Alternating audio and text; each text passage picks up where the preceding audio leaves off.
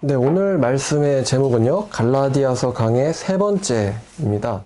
첫 시간에는 갈라디아서 1장부터 3장 15절까지 했었던 것 같고요. 그 다음번 시간에는 갈라디아서 3장 15절부터 4장 끝까지 했던 것 같은데요. 한 부분씩만을 좀 읽어보면 갈라디아서 1장에서는 이제 중요한 부분이 2장 16절이라고 말씀을 드렸던 것 같습니다. 갈라디아서 2장 16절. 사실 성경 전체를 한 절로 뽑으라 그러면 이 말씀이 나올 수 있겠죠. 사람이 이렇게 되는 것은 율법의 행위로 말미암음이 아니요 오직 예수 그리스도를 믿음으로 말미암는 줄 알므로 우리도 그리스도 예수를 믿나니 이는 우리가 율법의 행위로서가 아니고 그리스도를 믿음으로써 유롭다함을 얻으려 함이라. 율법의 행위로서는 유롭다함을 얻을 육체가 없느니라 라고 말씀하셨습니다. 그리고 또 2장 20절 말씀은 오늘 본문이랑도 연결이 되어 있을 것 같은데요. 내가 그리스도와 함께 십자가에 못 박혔나니 그런즉 이제는 내가 사는 것이 아니고 내가 살아있는 것이 아니요 오직 내 안에 그리스도께서 살아계시는 것이라. 이제 내가 육체 가운데 사는 삶은 나를 사랑하사 나를 위하여 자기를 버리신 하나님의 아들을 믿고 사랑하는 믿음 안에서 사는 것이라. 그 다음에 이제 21절 말씀도 중요할 것 같습니다. 내가 하나님의 은혜를 패하지 아니하노니 만일 의롭게 되는 것이 율법을 통하여 말미암았다면 그리스도께서는 쓸모없이 헛되이 죽으셨느니라. 그리고 첫 번째는요, 우리가 어떻게 의롭게 되는가? 또 갈라디아서의 그 저작 목적에 대해서 말씀을 드렸었습니다. 특히 이제 우리들한테 관심 있는 부분은 다른 복음이죠. 다른 복음. 다른 복음이 무엇일까? 여러분, 이 다른 복음을 잘 아셔야 돼요. 다른 복음이랑 정반대에 있는 게 뭐죠? 진짜 복음이죠. 이 진짜 복음과 일치하지 않는 모든 것들은 다 다른 복음이죠. 그래서 이 진짜 복음을 구별을 못하면은 누구든지 빠질 수밖에 없게 세상이 지금 그렇게 되고 있어요. 정말 예언대로 택하신 자까지도 빠뜨리려고 할 수만 있다면. 그래서 다른 복음 중요하고요. 그 다음에 두 번째 강의에서는 우리가 의롭게 되는 원리에 대해서 말씀드렸는데 특히 중요했던 인물이 아브라함이었습니다. 하나님이 아브라함과 언약을 맺으셨는데 그 중요한 원리는 아브라함과 먼저 언약을 맺었다는 거죠. 아브라함과 먼저 언약을 맺으시고 하나님께서 아브라함을 의롭다라고 얘기하실 때 아브라함이 할례 때였냐 무할례 때였냐? 무할례 때였다는 거죠. 그리고 하나님이 내가 너로 많은 열방의 자손이 되게 하겠다. 또 이제 제일 중요한 거, 유업. 여기 뭐죠? 한국인들이 좋아하는 땅이에요. 하나님께서 땅 주시겠다. 이 가나안 땅 주시겠다. 그게 아브라함의 행위에 달려 있으니까 하나님의 약속에 달려 있으니까. 하나님의 약속에 달려 있죠. 하나님이 마음이에요. 하나님 마음. 그래서 그 약속을 아브라함이 마음으로부터 믿었다. 그 믿음에 대한 정점이 되는 사건이 바로 이삭 번제 사건이었죠. 왜? 이삭을 죽이면은 하나님이 약속을 할 수가 있었어요? 없죠. 그래서 아브라함이 믿음이 진짜라는 것을 자기 가장 소중한 이삭을 드리려고 함으로써 증명됐죠. 그래서 하나님의 약속이 아브라함의 믿음을 통해서 하나님 편에서는 약속이요 아브라함 편에서는 참된 믿음인데 증명이 된 거예요. 근데 이제 바울이 지적하는 바는 믿음을 가진 자는 누구든지 유대인이 설령 아니라 할지라도 아브라함의 자손이다 라는 거죠. 믿음으로 의롭게 되려고 하는 사람은 누구든지 아브라함의 자손이다. 반대로 자기의 행위로, 율법으로, 자기 어떤 육신의 어떤 표식을 남기거나 하는 노력으로서 구원에 이르러야 한다 라고 주장하는 사람들은 아브라함의 자손이 아닌 거예요. 예수님도 많은 사람들이 동에서 서에서 남에서 와가지고 아브라함과 더불어 천국에 앉으려니와 그 자손들은 쫓겨나서 울고 있을 거다. 왜? 자손이 아니니까. 육신적 자손이 중요한 게 아니고 아브라함의 약속에 따른 영적 자손이 중요합니다. 자, 그래서 이제 사도 바울께서 육신적인 자손이라고 해서 다 들어가는 게 아니다 라고 이제 이야기를 하고 있죠. 그런즉 형제들아, 우리는 여종의 자녀가 아니고 자유 있는 여자의 자녀다. 기독교의 성도들이니라, 언약의 후손들이니라. 그리스도께서 우리를 자유롭게 하려고 자유를 주셨으니 그러므로 굳건하게 서서 다시는 종의 멍에를 매지 마라. 여기서 말하는 종의 멍에가 뭡니까? 율법을 지켜야지 구원을 받을 수 있다 라는 가르침을 따라가지 말라는 겁니다. 그럼 오늘날 이게 어떤 형태로 되냐면요, 이단 사입인 당연히 해당되죠. 너희가 뭔가를 노력해서 지켜서 구원을 받아야 된다라는 가르침을 따르지 말고 그런 가르침을 멍에 매지 말라는 거예요. 여러분, 이단 사이비들이 얼마나 이 육신의 행위를 강조합니까? 어떤 교단은 전도를 많이 해야 된다 그러고, 어떤 교단은 교회 출석을 절대 빠지면 안 된다 그러고, 이렇게 이제 S 같은 경우는 8번까지는 봐주죠. 그 다음에 이제 H 같은 경우는 한 번도 안 봐주는데, 왜냐면 안식일을 어기면 어떻게 돼요? 지옥 가잖아요. 그러니까 한 번도 안식일을 빠지면 안 되는 거예요. 한 번도 안식일 빠지면 안 되죠. 또 제이 같은 경우는 뭐 이제 잠 못 자고 기도하고 뭐 돌아다녀야 되고 뭐 여러 가지 이제 조건들이 붙어 있어요. 구원받으려면은. 근데 그런 류에 너는 이렇게 해야지 구원받을 수 있다라는 가르침을 매지 말라는 거예요. 얼마나 무거운지. 여러분 그 안식일을 지켜야 된다. 이게 쉬운 것 같아도 엄청 무거워요. 왠지 아세요? 여러분이 안식일을 지킬 확률이 예를 들어 95% 아니면 99%라고 해도요. 여러분들 70년, 80년 인생을 연속 시행을 하면요. 결국 영에 수렴합니다. 다시 말하면 못 지킨다는 거예요. 못 지켜요. 다칠 수도 있죠. 갑자기 쓰러질 수도 있죠. 사고 날 수도 있죠. 안식을 못 지킬 확률이 있다는 겁니다. 근데 그걸 가지고 구원을 받네 마네. 그러니까 이제 제가 하나님의 교회 성도 한 명을 뺐는데 그 친구가 하는 말이 솔직히 너무 힘들었대요. 못 지키면 죽을까봐. 그렇게 세뇌를 당했으니까. 그러니까 이제 이런 멍에를 매지 마라.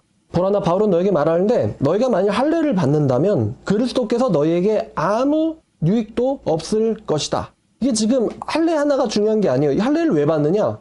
사도 바울이 나중에 이렇게 얘기하거든요. 할례도 아무것도 아니고 무할례도 아무것도 아닌데 오직 사랑으로서 역사는 믿음뿐이다 라고. 이게 받는 것도 안 받는 것도 아무것도 아닌데 지금 이분이 왜 이거를 받으면은 아무 이익도 없냐 이렇게 얘기하냐면요. 그게 구원을 받기 위해서 하는 행위이기 때문에 문제가 되는 거예요. 구원과 상관없으면 상관이 없어요. 근데 구원받으려면 이렇게 해야 돼 라고 얘기하면요. 그게 지금 무슨 말이냐면요. 다시 말하면은 자기가 구원 받았다는 거 안 받았다는 거예요.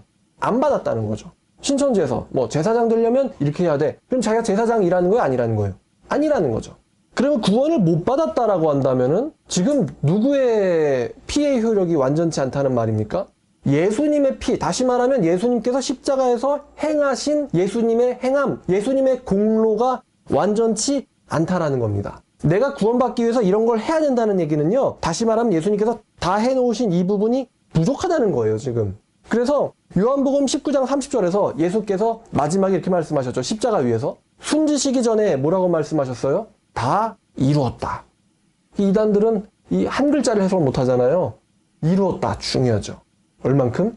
다 이루었다. 예수께서 완전히 다 이루셨다. 예요. 근데 구원을 받기 위해서 할례를 받아야 된다? 라는 것은 예수님께서 다 이루신 최후의 선포를 뭐 하는 겁니까? 부정하는 거죠.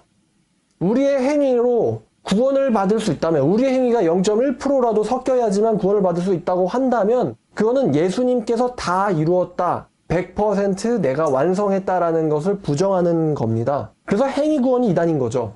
그리고 또한 바울이 이런 말을 합니다. 내가 할례를 받는 각 사람에게 다시 증언하는데 그 사람은 율법을 얼만큼 행해야 돼요?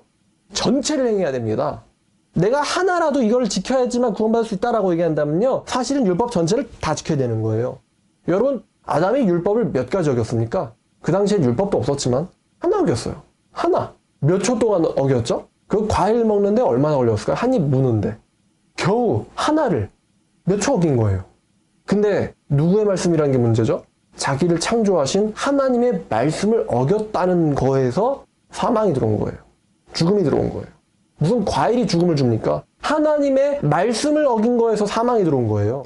우리가 이노설이라 그러거든요. 선악과 자체가 죽음이 아니고 선악과를 먹지 말라라는 그 말씀을 어겼다는 데서 문제가 일어났다는 거죠. 자, 그래서 만일 누구든지 하나라도 지켜야지 구원을 받는다고 얘기한다면 그 사람은요, 율법 전체를 다 지켜야 될 의무를 가지게 됩니다. 그래서 율법 안에서 의롭다함을 얻으려 하는 그 사람은요, 그리스도랑은 끊어지고, 다시 말하면 구원자랑은 끊어지고요, 은혜로부터도 끊어진 거예요. 구원자와 은혜는 같이 붙어 있는 거죠. 내가 이렇게 해서 구원받아야 돼. 그러면 구원자가 누구예요? 나 자신이 되기 때문에 구원자로부터 끊어지고 은혜로부터 끊어진 거예요. 이거를 야고보도 이런 말을 하거든요. 야고보 사도가 야고보서 2장 8절부터 13절까지 보면요. 자, 너희가 만일 성경에 기록된 대로 내 이웃 사랑하기를 내 몸과 같이 하라 라고 하신 최고의 법을 지키면 잘하는 것이니라. 만일 너희가 사람을 차별하되 죄를 짓는 것이니 율법이 너희를 범법자로 정죄하리라. 누구든지 온 율법을 지키다가 하나를 범하면 모두 범한 자가 되나니 간음하지 말라 하시니가 또한 살인하지 말라 하셨은즉 네가 비록 간음하지 아니하더라도 살인을 했다면 너는 율법을 범한 자가 되느니라. 그러니까 지금 야고보 사도도 그 말을 하고 있죠. 그분께서 모든 계명을 주셨기 때문에 한 계명을 어긴 자는 결국 그분의 계명을 어긴 것이다. 그러나 너희는 자유의 율법대로 심판받을 자처럼 말도 하고 행하기도 하라. 자유의 율법, 자유의 법이 나오는데 이 자유의 법이 그리스도의 법 같습니다. 긍휼을 행하지 아니하는 자에게는 긍휼이 없는 심판이 있겠지만 긍휼은 심판을 이기고 자랑하느니라. 이게 무슨 소리냐면요. 긍휼의 원리 안에서 행하는 자들은 하나님에게서도 긍휼을 받는다는 거예요. 사실 이 야고보 사도가 오늘 말씀을 한 번에 요약을 해버린 것 같습니다. 하나를 지켜야지 구원받는다면 전체를 지켜야 된다. 그래서 그 사람은 율법 전체에 멍에를 매게 되고 그리스도랑은 상관없게 된다. 이게 4절이죠. 우리는 성령으로 믿음을 따라 의의 소망을 기다리노니 그리스도 예수 안에서는 할례나 무할례나 효력이 없을 때 사랑으로서 역사하는 믿음뿐이니라. 너희가 잘 달려가고 있더니 다름질을 잘하더니 누가 너희를 막아 진리에 순종하지 못하게 하더냐? 그럼 이 누가 있다는 거죠? 그 사람 도대체 누구냐? 너희로 하여금 예수님의 복음 안으로 올바르게 살지 못하게 만드는 그 사람들이 누구냐? 그러한 권면 이게 뭐죠? 1장에 있는 다른 복음이죠. 그러한 권면은 너희를 부르신 이로부터 난 것이 아니니라. 자, 성도를 부르신 분이 누구예요? 하나님이죠. 아버지예요. 그러한 권면은 하나님 아버지로부터 나온 것이 아니니라. 자, 그럼 하나님에게서 나오지 않은 메시지, 복음이 아니죠. 적은 누룩이 온덩이에 퍼지느니라. 이게요. 이 교회가요, 이단화가 시작되면 굉장히 빠른 속도로 퍼집니다. 적은 누룩이 온덩이에 퍼진다. 참 신기해요. 이단들은 엄청 빨리 퍼집니다.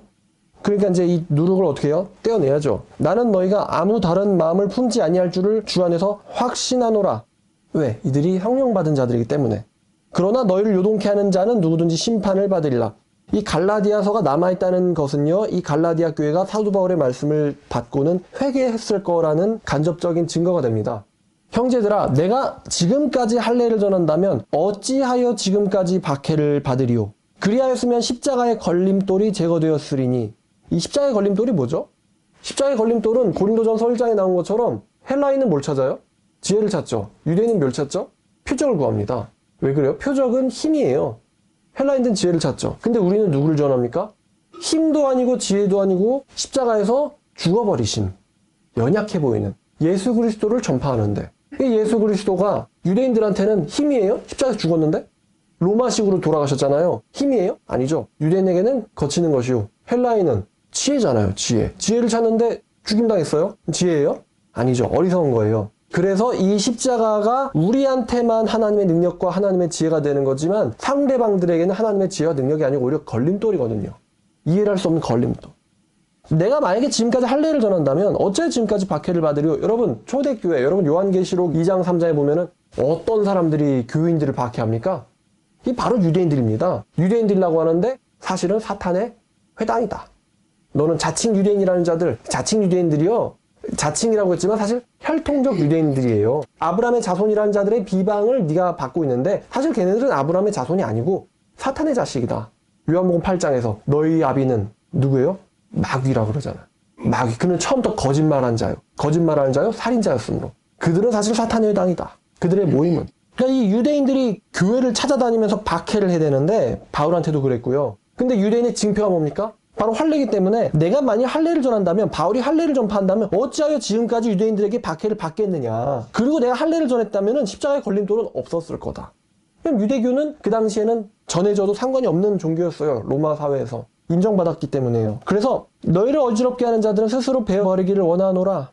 사도 바울은요, 심지어 너희들을 어지럽게 하는 자들은 차라리 교회에서 잘려 나갔으면 좋겠다는 거예요. 그들이 너무 큰 생명들을 위협하기 때문에, 영생을 위협하기 때문에. 형제들아, 너희는 자유를 위하여 부르심을 입었으나 모든 율법으로부터의 자유죠. 모든 권세와 모든 속박하는 것들로부터의 자유를 위해서 부르심을 입었어요. 예수 안에 들어가면은 종도 주인도 없고 다 하나님 안에서 하나가 돼버리기 때문에. 그런데 그러한 자유를 육체로서 기회를 삼지 마라. 그러니까 예수께서 모든 율법을 허무셨잖아요. 완성시킴으로써 이제 뭐 하지 마라, 뭐 하지 마라, 뭐 해야 된다, 뭐 해야 된다 사라졌잖아요, 이게. 그러니까 이제 우리가 자유로워졌죠. 율법에 얽매여 있다가. 그런데 그 자유를 육신의 죄성이 뻗치기 위한 기회로 주지 말고, 이해하셨죠? 이래야 돼, 저래야 돼. 이거에서 풀려니까 이제 자유로운 거예요. 근데 그 자유를 육신의 죄성을 역사하게 하기 위한 기회로 주지 말고 사랑으로 서로 종로로 태라. 지금 이 자유와 종, 이게 지금 개념이 반대되거든요. 너희는 율법으로부터 자유로워졌다. 근데 그 자유를 가지고 너희의 육신을 위해서 쓰지 말고 다시 종이 되라. 근데 누구의 종이 되냐? 사랑의 종이 되라 라고 얘기하는 겁니다. 사랑의 종. 율법의 종으로부터 벗어났으니 이제는 사랑의 종이 되어라. 오직 사랑으로 서로 종노릇하라. 사랑으로 서로 종노릇하라. 2번만 있는 거예요. 온 율법은 내 이웃 사랑하기를 네 자신같이 하라 하신 이 한 말씀에서 이루어졌나니. 자, 이거는요 로마서에서 잘 보여줍니다. 로마서 13장 8절이에요. 피차 사랑의 빛 외에는 아무에게도 아무 빛도 지지 말라. 남을 사랑하는 자는 율법을 다 이루었느니라. 서로 사랑의 빛 외에는, 그러니까 사랑에만 서로 종노릇하고 아무에게든지 아무 빛도 지지 말라. 남을 사랑하는 자는 율법을 다 이루었느니라. 간음하지 말라, 살인하지 말라, 도둑질하지 말라, 탐내지 말라 한 것과 그 외에 다른 계명이 있을지라도 네 이웃을 네 자신과 같이 사랑하라 라는 이 말씀 안에서 다 들었느니라. 사랑은 이웃에게 악을 행하지 아니하나니 그러므로 사랑은 율법의 완성이니라. 여러분들이 이거는 좀 느끼셔야 됩니다. 가르침이 아니라 느껴야 돼요. 사랑을 함으로써 내가 사랑하는 사람에게 절대로 악을 행치 않지. 그 사랑의 범위가요 넓어지는 거예요. 모든 이웃에게로. 그래서 사랑으로만 서로 종노릇하고 이 말씀 안에서 온 율법이 이루어졌는데 만일 서로 물고 먹으면 서로 비방하거나 물어뜯거나 그러면 서로 멸망하지 않을까 조심해라. 왜냐하면 그러한 사람들은 하나님의 언약 공동체가 아니기 때문에. 서로 헐뜯는 집단은 하나님의 언약 공동체가 아니기 때문에 하나님의 심판이 있게 되죠. 그러니까 만약에 너네가 서로 물고 뜯는다면 그럼 그 사람들은 율법으로부터 자유롭게 되어서 사랑의 종이 된 사람들이 맞나요? 아니라는 거죠. 그러니까 마지막에는 멸망이 오게 될 거니 그럴까 조심하라는 거예요. 자, 사실 이제 여기서부터 16절부터가요 오늘 세 번째 강의의 핵심이거든요. 근데 이 말씀이요 정말 한 절인데 엄청나게 어려운 말씀입니다. 그리고 또 우리한테 중요한 말씀입니다. 뭐냐면 바로 이거예요. 내가 이르노니 너희는 성령을 따라서 행해라. 성령을 따라 행해라. 그리하면 육체의 소욕을 욕심을 이루지 아니하리라. 이게요 되게 중요한 말씀입니다. 거듭난 사람이 죄를 안 짓습니까? 짓습니다. 많이 짓나요? 많이 짓습니다. 죄를 짓는 것이 하나님의 기쁘신 뜻입니까? 아닙니다. 그렇다면 거듭난 사람들은 어떻게 해서 자기의 죄와 싸워야 할까요? 죄를 짓도록 냅두는 것이 하나님의 뜻입니까? 아닙니다. 거듭나고 나서부터는 자기 자신과 싸워야 합니다. 근데 이 싸우는데 비결이 있다는 거예요. 바울 말은. 이 말씀도 드리고 싶네요. 자기 자신 안에 있는 죄와의 싸움이 없는 사람이 거듭난 사람입니까? 아닙니까? 아닙니다. 거듭났다는 증거 중에 하나가 그동안 죄라고 여기지 아니하던 일들에 대하여 싸운다는 거예요. 자기 자신과 내면에서. 거룩한 싸움이죠. 거룩에 이르기 위한 싸움입니다. 근데 여기서 바울이 팁을 하나 줍니다. 네가 육신의 행위 때문에 괴로워하고 있다면은 네가 해야 될 게 이건데 성령의 뜻, 성령의 일에 매진해라. 그리하면 육신의 소욕을 이루지 아니하리라. 그러면서 주석을 붙여줘요. 17절. 육체의 소욕은 뭐를 거슬러요? 성령을 거스르고 성령은 또 뭐를 거스릅니까? 육체의 소욕을 육체의 욕심을 거스르나니 성령의 욕심과 육체의 욕심은 서로 대적함으로써 너희가 원하는 것을 하지 못하게 하려 함이니라. 너희가 만일 성령이 인도하시는 바가 되면 율법 아래에 있지 아니하니라. 너희가 만일 성령의 인도하시는 바가 되면 율법 아래에 있지 아니하노라. 자, 이 말씀 보고 로마서 8장으로 가겠습니다. 바울이 이거를 좀 더 디테일하게 이야기해 주는데요. 로마서 8장 2절부터 보면은 예수 안에 있는 자들한테는 정죄함이 없는데 그 이유가 예수 안에 있는 생명의 성령의 법이 너를 죄와 사망의 법에서 해방하였다. 율법이 육신으로 말미암아 연약하여 할 수 없는 것을 하나님은 하시나니 곧 죄로 말미암아 자기 아들을 죄 있는 육신의 모양으로 보내어 육신의 죄를 정하사 육신을 따르지 않고 성령을 행하는 자들에게 율법의 요구가 이루어지게 하려 하심이라. 그 육신을 따르는 자는 육신의 일, 성령을 따르는 자는 성령의 일을 생각하는데 7절에 보니까 육신의 생각은 하나님과 원수가 되고 하나님의 법에 굴복하지 아니할 뿐만 아니라 할 수도 없음이라. 육신 안에 있는 자들은 하나님을 기쁘시게 할 수 없느니라. 만일 너희 속에 하나님의 영이 거하신다면 너희는 육신 안에 있지 아니하고 영에 있나니 누구든지 그리스도의 영이 없으면 그리스도의 사람이 아니니라. 저 12절 보니까 형제들아 우리가 빚진 자로 돼 육신에 져서 육신대로 살 것이 아니니라. 너희가 육신대로 살면 반드시 죽을 것이로되 성령으로 몸의 행실을 죽이면 살리니 무릇 하나님의 영으로 인도함을 받는 자들은 곧 하나님의 아들이라. 자, 여기까지 읽었어요. 바울은 로마서에서는 어떻게 우리가 죄와 사망의 법에서 끊어졌는지를 지금 이야기하고 있고 갈라디아서는요 이 끊어진 것을 우리가 어떻게 기회로 삼아서 육신의 소욕을 짓밟고 이길 수 있는지를 지금 설명하고 있는데 그 팁이 성령을 따라서 행하라는 건데요. 이걸 적용하면 이래요. 우리가 하나님을 사랑하면은 자동으로 하게 되는 일이 몇 가지가 있는데, 그게 바로 개인적으로는 하나님만 내 마음속에다 집어넣는 거고요. 이게 된 사람들이 그 다음으로 하는 일이 있는데, 그 다음 일은 다른 사람도 하나님으로 만족하게 만들고 싶어 한다는 거예요. 나뿐만 아니라 내 옆에 있는 사람들도 한 분 하나님으로 만족하게 만들고 싶다는 거죠.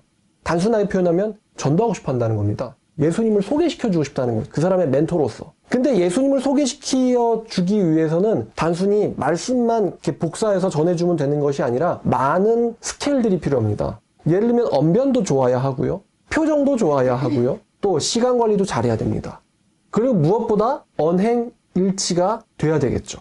언행일치가 되지 않는 크리스찬의 전도에 그 사람의 삶을 알고 있다면 누가 따라가겠어요? 내가 전하는 만큼, 내가 행하는 만큼 전할 수가 있기 때문에 진심으로 내가 전하는 말씀만큼 내가 올라가게 됩니다. 하나님의 일에 매진해라. 그러면 너는 육체의 소욕을, 육체의 욕심을 이룰 시간도 없고 정신도 없다. 내가 만약에 내 안의 죄 때문에 다른 사람들에게 만약에 실족이 된다. 그러면요, 예수님이 실족해 하면은 잘했다 그랬어요? 어떻게 하라 그랬어요? 맷돌 메고 번지하라 그랬죠? 그러니까 나 때문에, 나의 부족함 때문에 상대방이 상처를 받게 된다면은 그 부분은요, 상처받는 건 어떻게 할 수가 없어요. 다만 그 다음번에는 개선되어야 되는 겁니다, 우리들은. 그렇기 때문에 육체의 일은 분명한데 음행과 더러운 것과 호색과 우상숭배와 주술과 원수 맺는 것과 분쟁과 시기와 분냉과 당짓는 것과 분열과 이단과 투기와 술취함과 방탕함과 또 그와 같은 것들이라.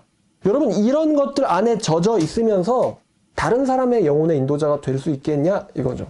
우리가 쉽게 짓는 죄들은 뭐 분냄과 당짓고 분열하고 투기하고 술 취하고 방탕하게 살고 또 그러한 부류들, 이러한 삶 가운데 있으면서 내가 남들에게 예수 믿으라고 얘기할 수 있겠냐 이거예요. 어렵다는 거죠.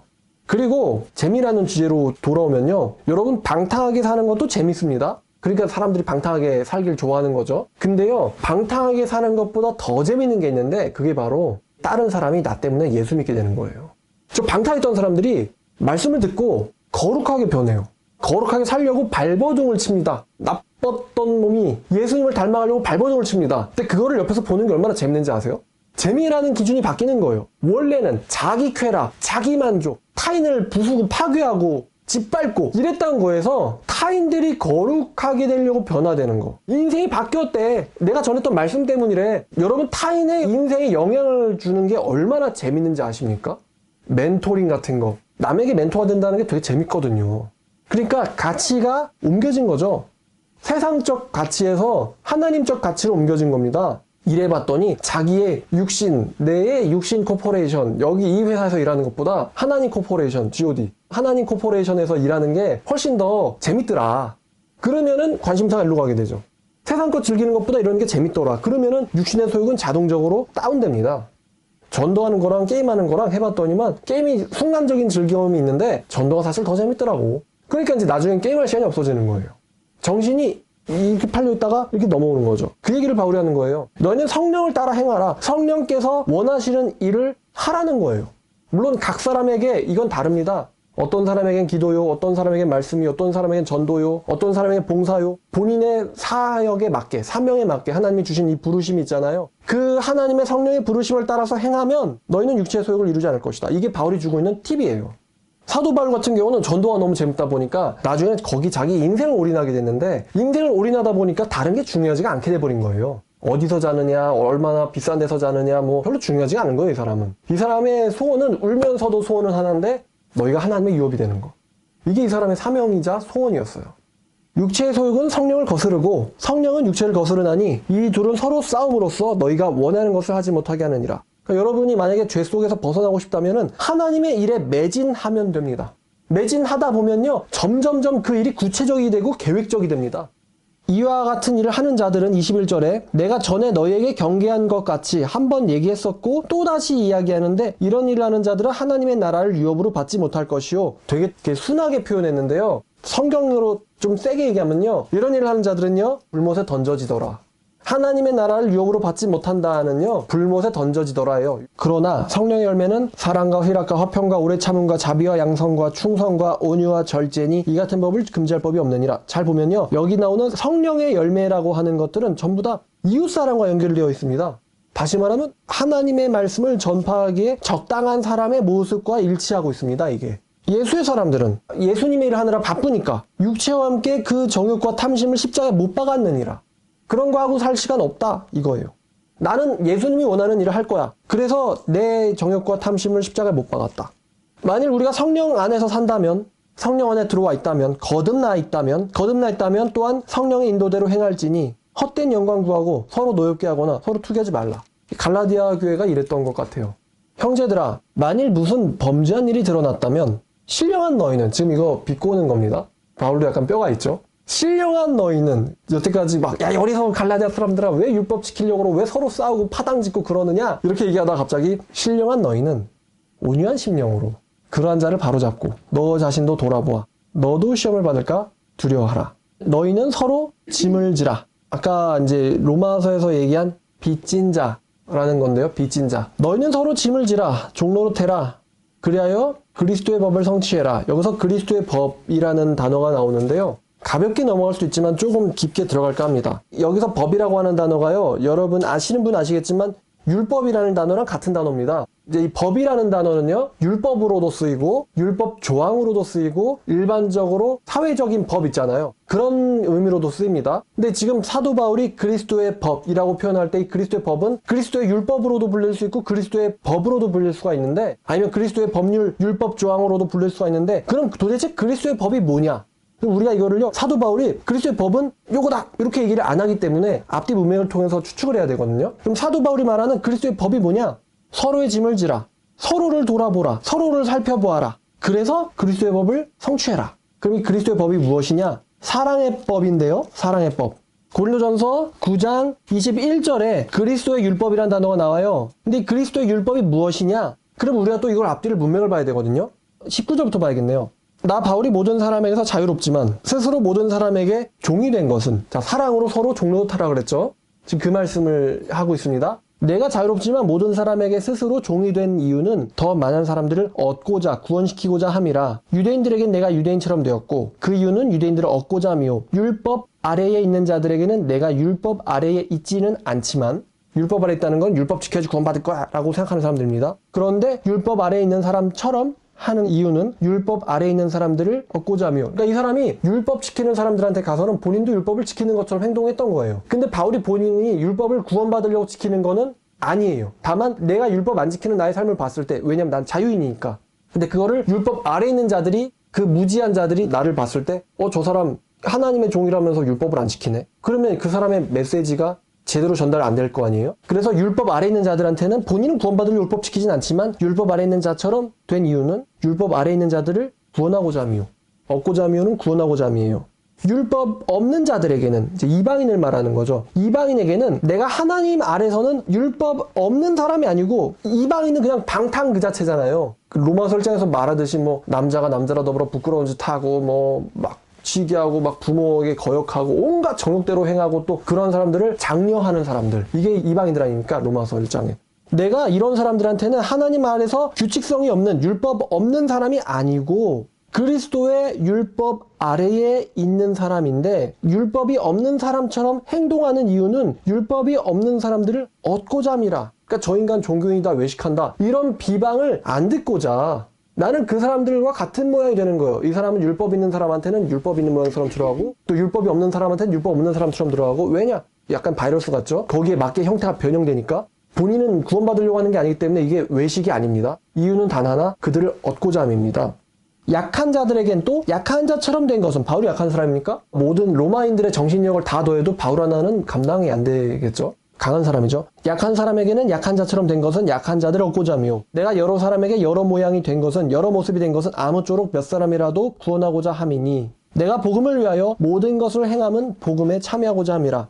자, 그럼 그리스도의 율법이 뭐냐? 이게 마태복음 22장 39절 말씀과도 연결되어 있는데, 그게 뭐냐면 예수님께서 법을 2가지를 남겨주셨어요. 율법을 613가지를 싹 다 본인이 이루시고는 2가지를 남겨놓으셨는데 마태복음 22장 35절부터 보니까 그 중에 한 율법사가 예수를 시험하여 묻되 선생님 율법 중에 어떤 계명이 큽니까? 예수께서 이르시되 너 마음을 다하고 네 목숨을 다하고 네 뜻을 다하여 주 너의 하나님을 사랑하라. 요게 우리의 법이죠. 우리 마음의 법이 되어야 되겠습니다. 목숨 다해서 하나님을 사랑하라 하셨으니 이것이 크고 첫째 되는 계명이요. 2번째도 그와 같으니 네 이웃을 네 자신처럼 사랑하라. 이 2계명이 온 율법과 선지자의 강령이니라.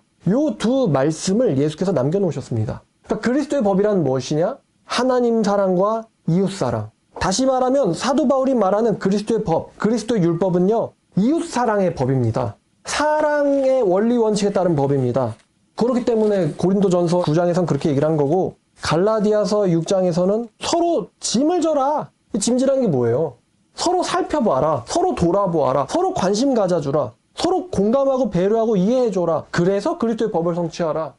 이웃사랑의 법이죠. 그리스도의 법이 이웃사랑의 법이라고 한다면 너희가 서로 짐을 지라 그리하여 이웃사랑의 법을 성취하라. 문맥이 딱 맞죠? 너희는 서로의 짐을 져라. 서로를 살펴보아라. 그래서 그리스도의 이웃사랑의 법을 성취하라. 문맥이 딱 맞지 않습니까?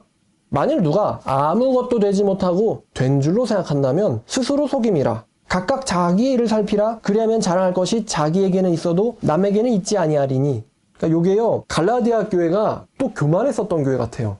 아무것도 아니면서 아무것도 아닌 주제에 뭐가 된 줄로 생각한다면 그 사람은 자기 자신을 속이는 사람이다. 자기 자신부터 영적으로 되돌아봐라. 그리하면 자기 자랑할 게 자기한테만 있어도 남한테는 있지 않을 것이니. 요거는 고린도전서 또 8장 말씀이랑 연결돼 있습니다. 고린도전서 8장에 이거 제가 한때 꽤 이렇게 감명 깊게 읽었던 말씀인데, 자, 우상의 재물에 대하여는 우리가 다 지식이 있는 줄 아나니 지식은 사람을 교만하게 하고 사랑은 덕을 세우나니. 자, 지식 있는 사람과 사랑의 법을 행하는 사람 중에 사실상 누가 더 영적 지식에, 누가 더 영적으로 고상한 위치에 올라간 사람입니까? 지식 자랑하는 사람이에요? 타인을 사랑하는 사람이에요? 타인 사랑하는 사람이죠. 그 사람이 더 영적으로 고상한 데에 올라가 있는 사람이에요. 만일 누구든지 뭘 아는 줄로 생각하면은 그 인간은 마땅히 알아야 될 건 아직은 아무것도 모르는 거다. 뭔지 아세요? 예수에 대해서 이러쿵저러쿵, 교회가 이러쿵저러쿵, 기독교가 이러쿵저러쿵, 막 십자가의 길이 어쩌고저쩌고 이런 이야기를 하면서 이웃을 사랑하지 않고 있다면은 가장 기독교의 그 코어, 예수의 법, 이거는 그 사람 머리 안에는 없는 거예요. 바로 그 말하는 겁니다. 무엇이든지 아는 줄로 생각한다면 마땅히 알아야 될 거는 알지 못하는 거고, 또 누구든지 하나님을 사랑한다면 그 사람은 하나님도 알아주시느니라. 만약에 내가 하나님을 사랑한다면요, 그 사람은 하나님에게 알려져 있는 사람이다. 좋지 않나요, 이거? 여러분, 되게 유명한 사람한테 알려져 있는 사람. 신나지 않아요, 이거? 그분 나 알걸? 너희가 하나님을 사랑한다면 너희는 하나님에게 알려진 사람이다. 다시 갈라디아서 6장으로 돌아와서요.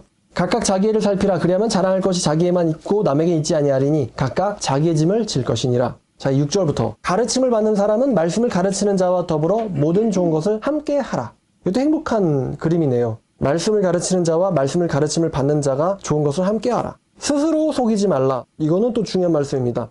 너희는 너희 자신을 속이지 마라. 하나님은 속지 않는다. 하나님은 업신여김을 받지 아니하시나니 사람이 무엇으로 심든지 그대로 거두리라. 이것도 중요한 원리입니다. 어떤 사람들이 자기를 속이면서 자기를 속여요. 이단도 속이고 사이비도 속이고 자기는 뭔가 하나님한테 되게 이쁨을 받는 것처럼, 아, 나는 하나님이 사랑을 해주시고 있어. 하나님께 복을 받고 있어. 속이지 마라. 하나님은 속지 않는다. 너희가 어디에 심든지 그대로 거두리라. 만약에 너희가 너희 자신을 위해서 사는 사람이라면 거기서부터 썩어질 멸망을 거둘 것이지만, 만약 너희가 하나님을 위하여 심는다면 성령으로부터 영생을 거두리니 너희는 너희 자신을 속이지 마라. 하나님은 속지 않는다. 이렇게 얘기하고 있는 거예요, 지금. 여기 보니까 성령을 위하여 심는다라는 건요, 2가지의 의미가 있는 것 같은데요. 첫 번째 1차적 의미는요, 이제 육신을 위하여 심는다, 성령을 위하여 심는다. 그럼 비교를 해야 되잖아요. 성령을 위하여 심는다는 것은 자신의 영적인 일에 투자를 하는 거예요. 1차적으로는. 자기 자신을 위해서, 자기 자신의 영성을 위해서 투자를 하는 거예요. 성경 묵상이 될 수도 있고요, 기도가 될 수도 있고요, 말씀을 개인적으로 전파하고 다니는 행위가 될 수도 있습니다. 제가 이런 이야기 했잖아요. 남들이 다 공부할 시간에 하루에 8시간씩 성경 봤다고. 공부하는 거는 물론 좋은 대학 가가지고 남들을 위해 올라가기 위함이기도 있지만 시간은 다 모두에게 기회죠. 근데 저는 그 중에 얼마를 떼어서 하나님의 일을 하는데 먼저 썼습니다. 제가 무슨 하나님 일을 하겠어요. 말씀을 보는 거죠. 그게 저한테는 살아야 되는 거기 때문에. 그래서 일단 가자마자 주님, 내가 도서관에 왔습니다. 오늘도 시간의 11조 첫째물, 가장 맑은 시간 아침을 하나님께 드립니다. 그러면서 아침부터 성경을 쫙 8시간을 봤어요. 왜냐면 가장 먼저 하는 거는 하나님께 드려지는 거니까. 그러니까 내가 그 다음에 하는 공부도 하나님께 드려질 거라는 어떤 상징적인 행위죠. 가장 먼저 성경부터 본다는 거는. 이런 원리 원칙을 말하는 겁니다. 같은 기회를 자신을 위해서 쓸 건지 하나님께 순종하기 위해서 쓸 건지. 그런 다음에 또 2차적인 의미는 하나님을 위해서 살면 영생을 거둔다. 하나님을 위해서 살면 영생을 거둔다는 말인데요. 그러면 우리 개인이 하나님이 무엇을 원하실지 생각을 해보라는 거죠. 그러니까 이 말씀을 또 이렇게 보면 돼요. 자기를 위해서 사는 사람은 자기에게서부터 썩는 거, 썩어질 것들, 뭐 돈 같은 거겠죠? 돈, 집, 뭐 그런 걸 거두겠죠? 그러나 하나님에게 투자하는 사람, 하나님을 위해서 자기를 쓰는 사람들은 하나님으로부터 영생을, 구원을, 천국을 얻으리라. 이런 의미거든요. 근데 또 중심이 돼야죠. 우리가 직업을 때려치라는 이야기는 아니고요. 직업을 통해서 하나님에게 영광을 어떻게 하면 돌릴까? 이런 것도 좋은 고민이죠. 어떻게 하나님께 영광을 돌릴까? 어떻게 하면 하나님의 기쁘시게 할까? 하나님이 나를 통해서 뭘 받기를 원하실까? 내가 어떻게 살기를 원하실까? 이런 거를 고민하는 거죠. 그리고 나오는 또 말씀이 이거죠. 우리가 이렇게 살다가 낙심하지 말라 이거예요. 우리가 이렇게 하나님 위하여 살다가 낙심하지 말지니 하나님이 기뻐하시는 행위를 하다가 낙심하지 말지니 포기하지 아니하면 때가 이룰 것이니 그때 거두리라. 사실 시편에 있는 말씀들을 인용한 거예요. 시편에 있는 말이에요. 눈물로 씨를 뿌리는 자는 기쁨으로 거두리로다. 이런 아픔이 없는 사람이 어떻게 기독교인이겠습니까? 하나님을 위하여 행하다가요, 진짜 죽어라 고생하고 고난 받는 거예요. 어제 말씀에도 살짝 나왔는데 다니엘도 보시고 요셉도 보시고 하나님 때문에 얼마나 고생합니까? 괜히 막 죽을 위험에 처하기도 하고 말입니다.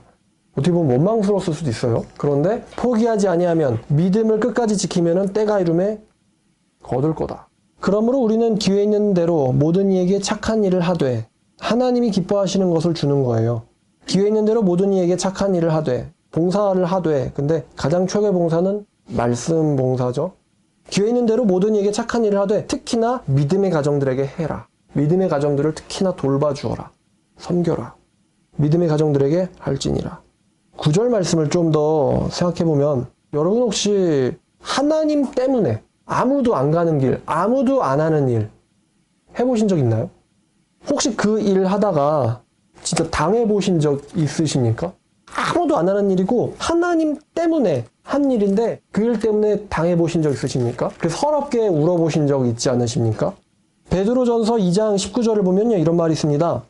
부당하게 고난을 받아도 하나님을 생각함으로 슬픔을 참으면 이는 아름다우나 죄가 있어 매를 맞고 참으면 무슨 칭찬이 있으리요. 그러나 선을 행함으로 하나님 때문에 내가 기독교인이기 때문에 선을 행하고 오해를 받아서 고난을 받고 참으면 이것은 하나님 앞에서 아름답다.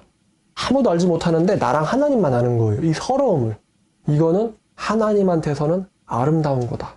너희들은 이러한 일들을 위하여 부르심을 받았으니 그리스도도 너희를 위하여 고난을 받으사 너희에게 본을 끼쳐 그 발자취를 따라오게 하려 하셨느니라. 억울해도 하나님을 위해서 억울하면은 그게 하나님께 아름답다. 자, 이제 11절 이제 마무리를 향해서 가고 있네요. 내 손으로 너에게 이렇게 큰 글자로 쓰는 것을 보라. 무릇 육체의 모양을 내려하는 자들이 다시 이제 요약을 하고 있네요. 할례파들이 억지로 너에게 할례를 받게 하는 것은 그들이 그리스도의 십자가에 말미암는 박해를 피하려고 할 뿐이라. 구원은 좋고 고난은 싫다 이거죠. 근데 사도 바울은요, 그리스도를 위해서 고난도 받아야 된다라는 게 바울의 입장이에요. 그리스도를 위하여 고난도 받아야 그리스도의 영광도 받는다. 할례를 받은 그들 자신 자체도 스스로 말씀을 율법을 지키지 아니하면서 너희로 할례만 받게 하려고 하는 것은 그들이 너희의 육체를 자랑하게 하려 함이라. 너희의 육체를 자랑하게 하려 함이라. 나 유대인이야. 유대교 흔적 가지고 있어. 다음 말씀 넘어가기 전에 빌립보서 한번 보죠. 마지막으로 넘어가는 말씀일 텐데 빌립보서 3장입니다. 그러니까 이 원리 안에서 바울의 사상 안에 들어오면요, 다른 말씀들이 잘 이해가 돼요. 1, 2, 3절인데요. 끝으로 나의 형제들아 주 안에서 기뻐하라. 너희에게 같은 말을 하는 것이 내게는 수고로움이 없고 너희에게도 안전하니라. 개들을 삼가고 행악하는 자들을 삼가고 몸을 상해하는 일을 삼가라. 할례 말하는 겁니다. 할례를 조심해라. 3절이 이제 대조되죠. 육신의 열정이 아니라 하나님의 성령으로 봉사하며, 자, 하나님은 영이시니 경배를 육신을 받습니까? 영을 받습니까?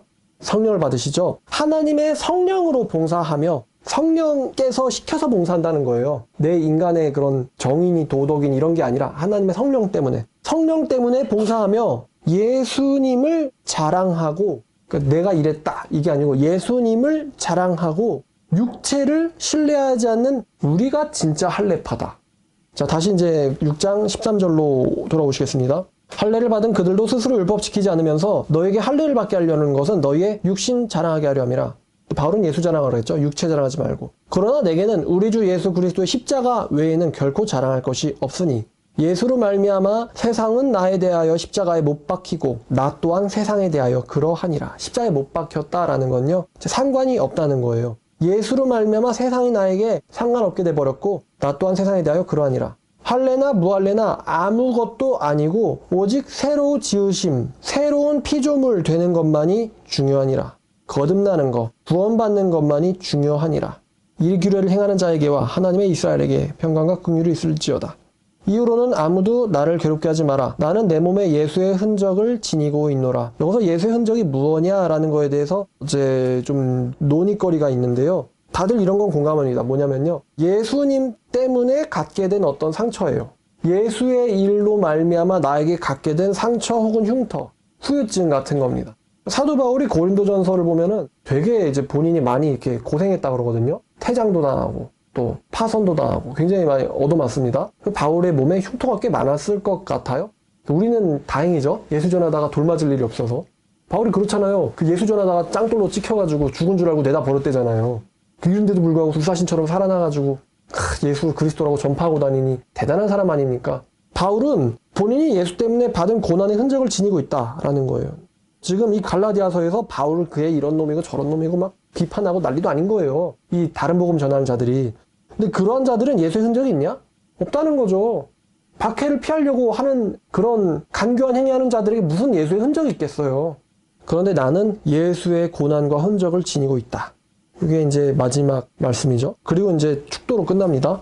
형제들아, 우리 주 예수 그리스도의 은혜가 너희의 심령에 있을지어다. 아멘. 자, 이렇게 해서 갈라디아서 끝났습니다. 갈라디아서가 보니까 로마서도 연결돼 있죠. 또 빌립보서도 연결돼 있죠. 고린도전서도 연결돼 있죠. 갈라디아서가 정말 많은 신약 성경, 특히 바울 사상을 싹 함축하고 있습니다.